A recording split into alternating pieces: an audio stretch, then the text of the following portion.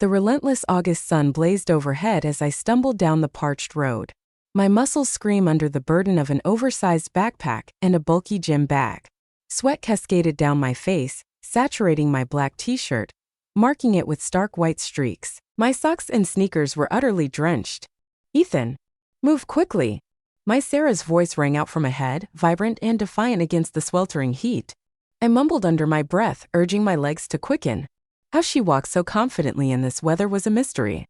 Her white-dyed hair, pulled back in a neat ponytail, bounced with every step. She, unfazed by the sweltering heat in her crisp white t-shirt, glided past high fences that concealed the grandeur of elite vacation homes, their opulence finally shrouded from sight. Sarah halted before the imposing iron gate, deftly retrieving a set of keys with a practiced hand. With a swift motion, she unlocked and flung it wide. A white gravel path lay ahead, twisting through meticulously trimmed bushes and trees. It opened to an expansive terrace, a stunning porch to one side. A wide paved path led to the garage, framed by a lush green fence that melded perfectly with the designer courtyard. Every detail whispered of meticulous planning. A recreation area boasted a barbecue and stove, with a massive table that screamed wealth and power. The plantings were meticulously crafted to guarantee an unending spectacle of blooms and fruits from April to October. Entering the cool darkness of the house, we found a much-needed refuge. Sarah exhaled with satisfaction, placing her bag on the hallway table before making her way to the kitchen. I trailed behind. The immaculate interior shouted precision and intent. A recreation area boasted a barbecue, a stove, and a colossal table that screamed opulence and dominance. The plantings were meticulously crafted to guarantee a relentless showcase of blooms or fruits from April to October. Entering the cool darkness of the house, we found a welcome refuge. Sarah exhaled, a satisfied breath escaping her lips as she placed her bag on the hallway table and strode purposefully toward the kitchen. I stepped inside, absorbing the immaculate interior. All was perfectly arranged. From the shining countertops to the imposing refrigerator hidden within the cabinetry. "What will you feast on?" I shouted into the void. Gazing into the fridge, I behold a treasure. Grilled chicken sausage, cheese, ripe tomatoes, crisp cabbage, luscious watermelon, and the allure of black and red caviar. Sarah's laughter echoed. "You could have ended it at chicken." "Perhaps I'll sizzle some potatoes." My stomach roared in defiance. "No way, I'm famished." "Let's have it with bread. First, a shower awaits." "Shall we depart?" "Go ahead," she replied, a challenge in her voice. "I shall feast." I waited, nodding in gratitude. As I approached one of the two indoor bathrooms, the allure of washing away the grime from our journey captivated me, leaving me in awe of the house. The owner held nothing back, constructing an extravagant outdoor bathroom in the backyard, featuring a toilet, shower room, and a shed for garden equipment. The stark contrast between the meticulously landscaped front yard and the practical backyard revealed a strong, hands-on owner, felt in the barely perceptible breeze.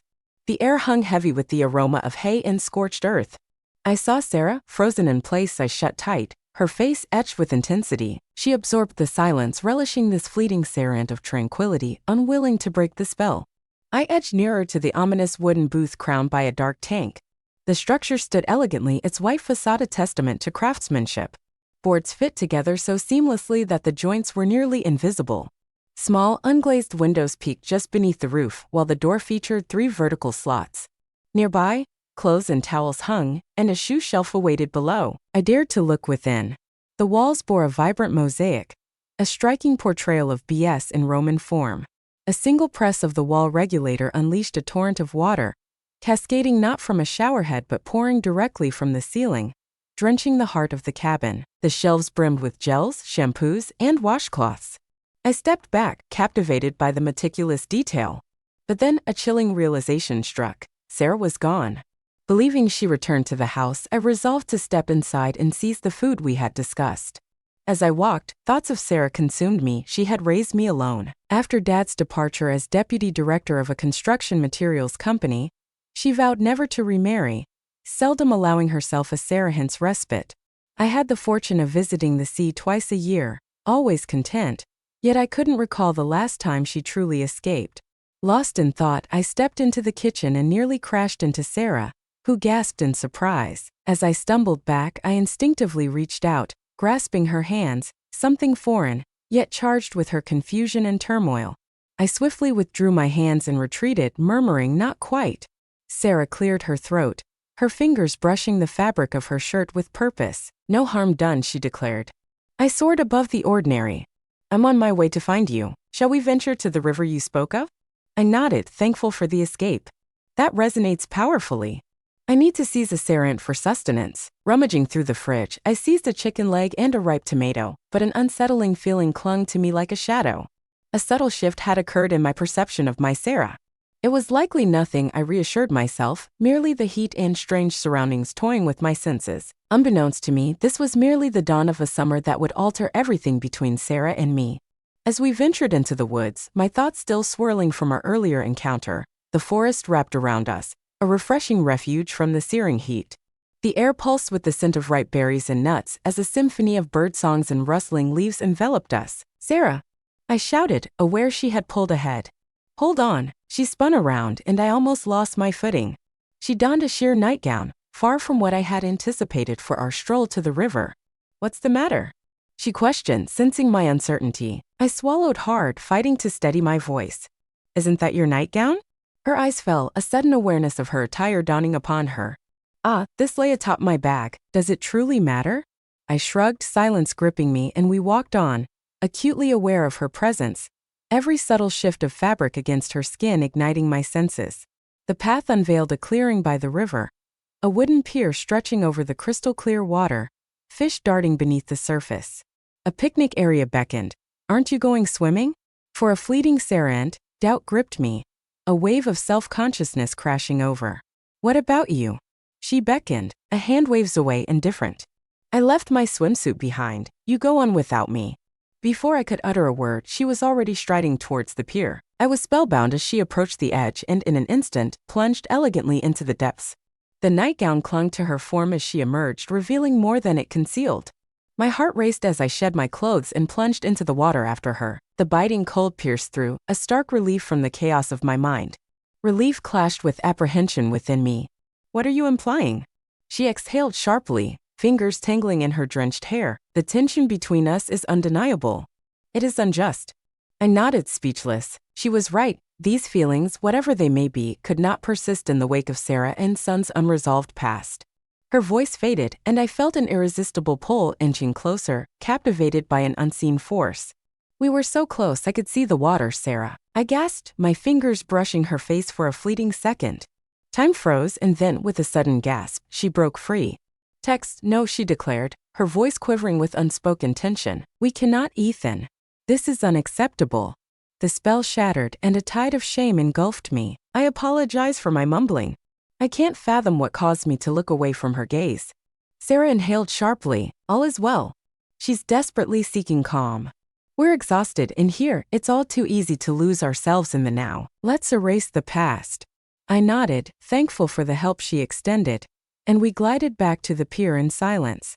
The burden of our close call loomed large as we emerged from the depths. I stole glances at Sarah, her wet nightgown revealing too much, and guilt surged within me, battling the desire that refused to fade. "I'm heading back to the house," Sarah declared, water streaming from her hair as she wrung it out. "Why must it be so? Will you not linger and relish the swim?" "Time to prepare dinner." I watched her walk away, a storm of emotions raging inside me. A part of me yearned to call her back, to complete what we nearly ignited. Yet deep down I recognized her truth. That line remained uncrossable, no matter the allure. With a heavy sigh, I plunged into the water, seeking clarity through relentless strokes. Yet, as I swam lap after lap, an unsettling truth loomed. Something essential had irrevocably changed between us. The remainder of this vacation loomed suspended uncomfortably in the threshold. She flinched at the sound of my voice, then masked her surprise with a strained smile. "Absolutely," set the table. We sat in silence, the air heavy with unvoiced thoughts as we began to eat. Sarah finally confronted Jimmy about the river incident, but I halted her with a hand. "It's fine, Sarah, you were right. We finally caught up. It will never happen again, I swear."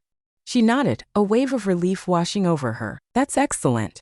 We dined, exchanging awkward pleasantries about the house and our vacation plans. Yet beneath it all, a current of tension thrummed with possibility, defying our words and intentions. As I lay in bed that night, gazing at the strange ceiling, I sensed the battle was far from finished. Curiosity gnawed at me, a haunting question. What fate awaited in the days ahead? A door swung wide, impossible to shut, and I questioned if I even desired to do so. Sleep slipped away, haunted by the relentless replay of the day's memories. The touch of Sarah's skin beneath my fingers, the damp nightgown clinging to her form, the haunting gaze in her eyes just before. She withdrew and I realized the truth. We knew these feelings were forbidden, yet in the night's embrace, with only my thoughts as companions, I struggled to recall why dawn arrived too swiftly. Sunlight poured through the neglected curtains as I heard Sarah bustling in the kitchen. The aroma of coffee creeps into my room. With a deep breath, I braced myself for yet another day of feigned normalcy. As I descended the stairs, a flicker of hope ignited within me. Perhaps normalcy was no longer our desire. Entering the kitchen, the rich scent of freshly brewed coffee enveloped me, and there stood my Sarah at the counter. Her back turned, she hummed softly while preparing breakfast. The light summer dress she wore swayed dramatically with each movement, capturing the essence of the morning. I spoke, my voice heavy with slumber, as she offered a smile that fell short of her cheerful, "Good morning, Ethan." I slumbered deeply. "What about you?" Shrugged, as if the weight of the world was nothing. Filling my cup with dark, rich coffee. "Oh, you know me, always rising with the sun," she replied.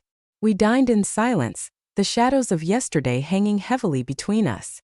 I stole glances at her, captivated by the sunlight dancing in her hair, and the graceful curve of her neck as she sipped her coffee. Sarah's voice shattered the stillness. "We must explore. A promising hiking trail awaits us today." I nodded, grateful. The suggestion resonates. Perhaps it will clear our minds. She met my gaze and I caught a flicker, relief, disappointment before she turned away. A breath of fresh air and some exercise will do us both good after breakfast. We ventured onto the trail, the forest pulsating with the symphony of birds and whispering leaves, the air crisp and revitalizing. For a second, we walked in profound silence. The physical activity cut through the tension as we ascended the steep incline. Sarah faltered, and instinctively I grasped her waist to steady her. She stiffened at my touch, and I recoiled, a hasty apology escaping my lips as I averted my gaze. "It's fine," I murmured. Her soft reply, a simple thank you, marked a turning point. The atmosphere crackled with tension, each fleeting touch of our hands or shoulders igniting a fire within me. We emerged into a clearing, the valley below unfolding in a stunning panorama. Sarah approached the edge, absorbing the view. I lingered behind, captivated as sunlight danced in her hair, forming a breathtaking halo. "Isn't it stunning?" She turned to me, a smile gracing her lips. I couldn't look away from her stunning face. Her smile wavered, caught in the weight of my gaze. For a second, we were locked in silence, the air heavy with unvoiced thoughts and hidden longings. Sarah averted her gaze first, throat tight. "We should go back. It's late." The return was silent, each of us ensnared in our own turmoil as we neared the house. Sarah halted suddenly, her gaze piercing. "We need to talk about this," she said, her voice quaking. Did we grasp the weight of her words instantly? Inquired of my heart, "Are you echoing?" She nodded, inhaling sharply. "What's unfolding between us is wrong. We can't keep up this charade." I know I whispered it, but my feelings are undeniable. Sarah shut her eyes, a silent agony etched on her face. We are bound by blood, yet these feelings remain unspoken. I stepped closer, close enough to witness the tears welling in her eyes. "Can't we, Sarah? I've never felt this way about anyone before." She looked up, conflict blazing in her eyes. "Ethan, please, we can't do this," she said, yet she remained rooted, unwilling to pull away. We stood mere inches apart, the air thick with tension, each serent a silent invitation for her to retreat. I leaned in, our lips met in a soft, hesitant kiss. Sarah remained still, then with a small whimper, she kissed me back. It was as if a dam broke, releasing all the pent-up tension and desire of the past few days. As our lips met with urgency, my hands gripped her waist, drawing her nearer, while her fingers wove through my hair until we gasped for air. We were both breathing heavily. Sarah's eyes were wide, a mix of desire and shock in their depths. "We shouldn't have done that," she whispered, but she made no move to pull away. "But we did," I replied to my tracing her cheekbone, "and I want to do it again." She closed her eyes, leaning into my touch. "This is wrong, Ethan." "So wrong does it feel wrong?" I asked, placing soft kisses along her jaw. She shivered, her hands gripping my shoulders. "No," she admitted, "God help me, it feels right." We stood there for a long second, holding each other, the line we just crossed stretching out behind us. I knew there was no going back now. I knew that what we were doing was taboo, forbidden, but in that second with Sarah in my arms I couldn't bring myself to care. "What do we do now?" I asked softly. Sarah looked up at me, A mix of emotions on her face, playing across her face. I don't know, she admitted, but we can't tell anyone about this ever. I nodded, understanding the gravity of our situation. It'll be our secret, I promised. She smiled sadly, reaching up to cut my face. Our secret, she echoed before pulling me down for another kiss as we made our way back to the house hand in hand. I knew that everything had changed. The rest of our vacation stretched out before us, full of possibilities I had never dared to imagine before. It was wrong, it was forbidden, but in that Sarah, it felt like the most right thing in the world. That night as we lay together in Sarah's bed, our bodies intertwined, I couldn't help but wonder what the future held for us. How would we navigate this new complicated relationship once we returned to our normal lives? But as Sarah snuggled closer in her sleep, I put those thoughts aside for now. I would live in this Sarah, savoring every second of our forbidden love.